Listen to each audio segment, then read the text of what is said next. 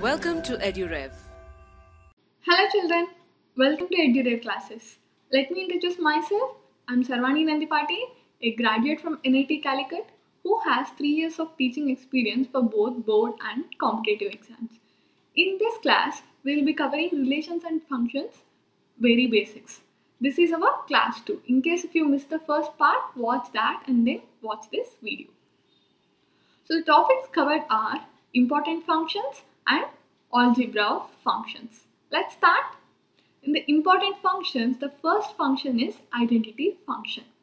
The function f is from R to R by y is equal to f of x is equal to x for each x belongs to R is called the identity function, where R represents the real numbers. So what they are trying to tell us?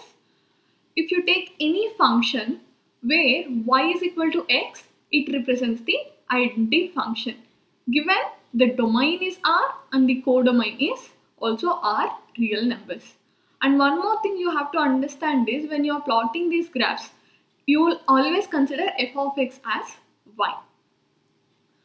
So the domain and range should be of the function should be real numbers, and it's a graph is a straight line passing through origin. This also we know, because if you take any line y is equal to x, it's nothing but a straight line passing through origin. And the graph looks like this. Whatever value you give as for x, you will take the same value for y. So if x is 50, y is 50. If x is minus 50, y is also minus 50. So all those points you will plot, and the line that you are getting is the identity function. It will be a straight line and it will pass through origin.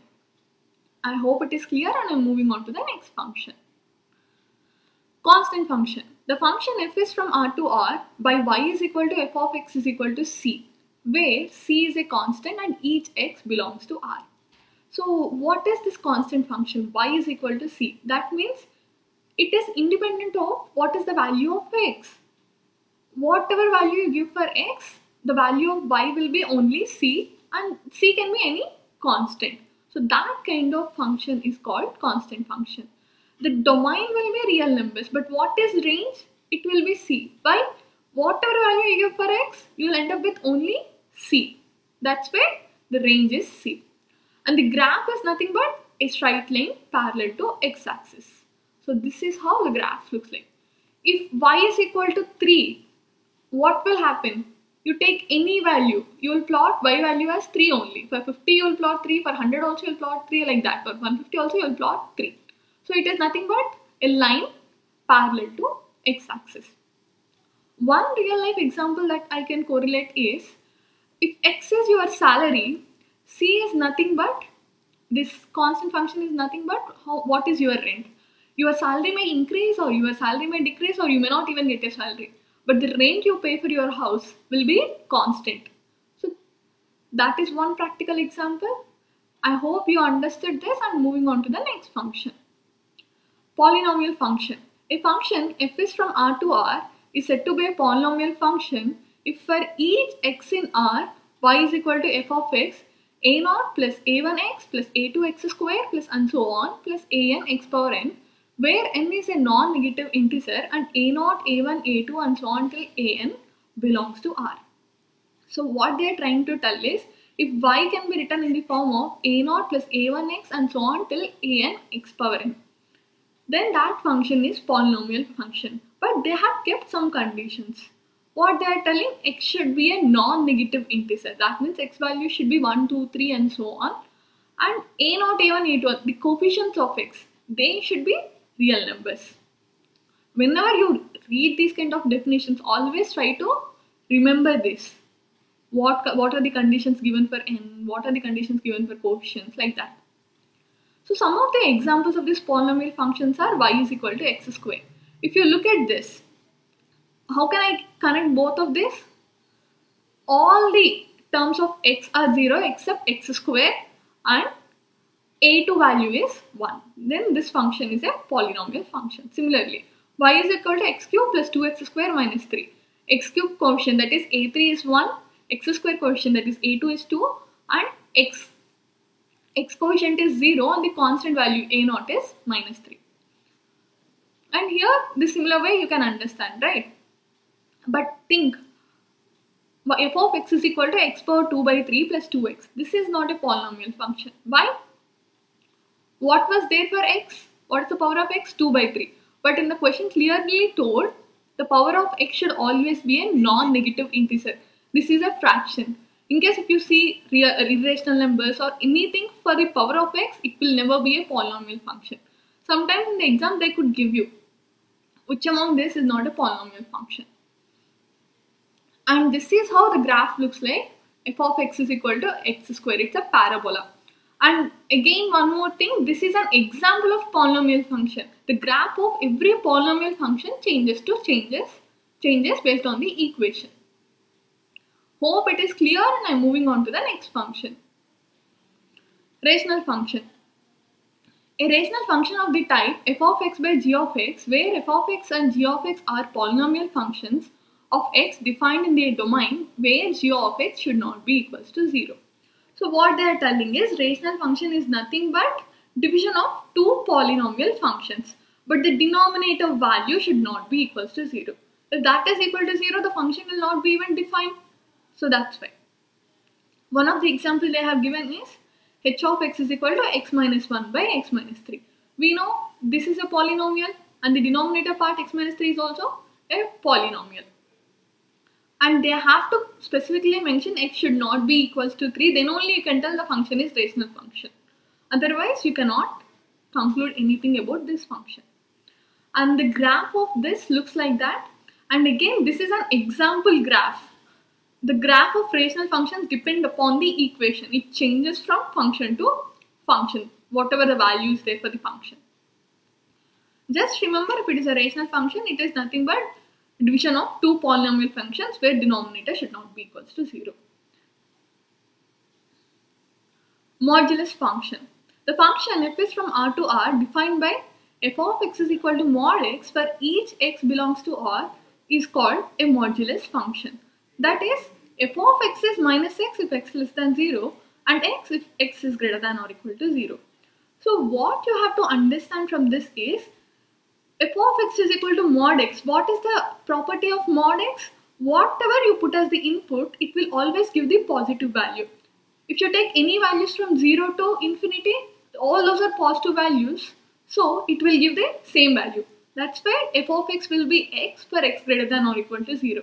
But if you take any negative value, say what is the modulus of minus 2? It is 2. So whatever you are giving as input, you are putting a minus sign for your output. Your x value was minus 2 but your y value was 2.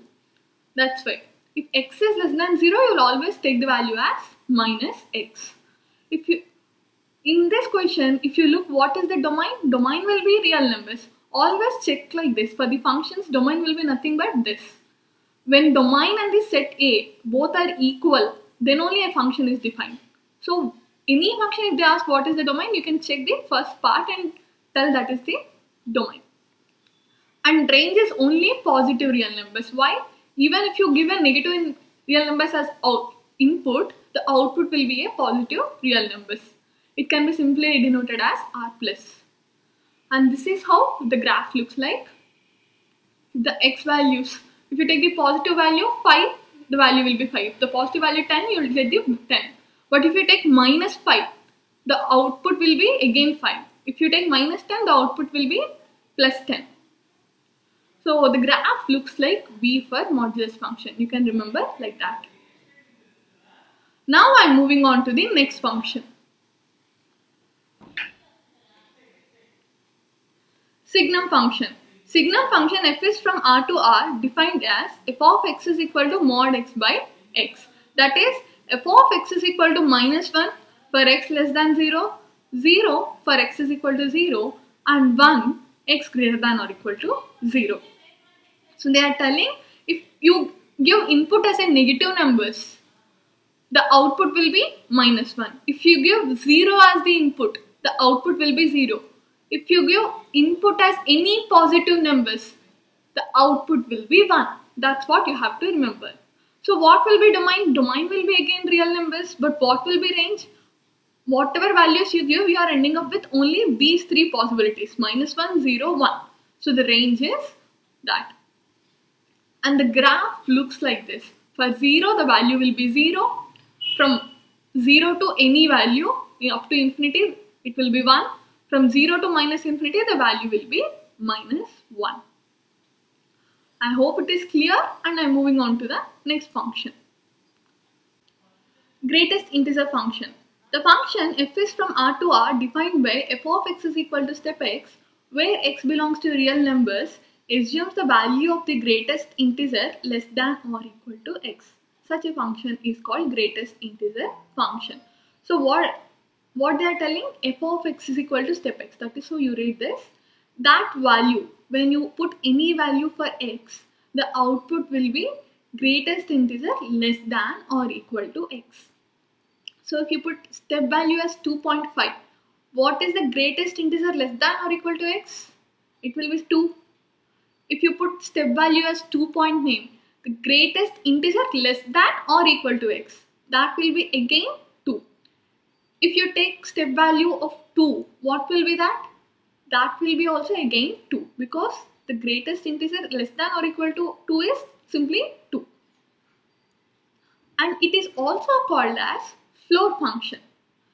So in case the initial part, if it is confusing, you can use this approach also. If you write the number system like this, and if you take any value between 2 to 3, for that function 2 is called the floor function, and 2 is called the floor value, and 3 is called the ceiling value. As it is a floor function, the whatever you put the input, it will always seek the floor. So 2.5, what is the floor here? 2. So the output will be 2. 2.9, where does that lie? Somewhere here. But what is the floor for that? 2. So again the value will be 2. Again come somewhere between minus 2 to minus 3. What will be the value minus 2.5? Here. So what will be the floor? Minus 3. So the value will be minus 3. Minus 2.1. What will be the floor? It is between minus 2 to 3, and minus 3 is the floor. So the value will be minus 3. So what is the value of minus 3? It is already on the floor. So the value will be minus 3. In case if you are confused, always use this number line and try to find the values. And the domain is R, but the range will be integers. Why? If you take any fractions or irrational numbers also, they will always seek the floors, where all floors are nothing but the simply integers. And this is how the graph looks like. See, any value between 0 to 1, it will be 0. But at 1, the value will be 1. Here it jumps. From 1 to 2, the value will be 1. Again at 2, it jumps to 2. From 2 to 3, the value will be 2. Again at 3, it jumps. Even for the back side. Any value from minus 1 to 0, the value will be minus 1. And any value between minus 2 to minus 1, the value will be minus 2. Like that. It looks like a step, so this function is also called as step function. I hope it is clear, and I'm moving on to the next function. Real valued function. So a function which has either R real numbers or one of its subset as its range is called a real valued function.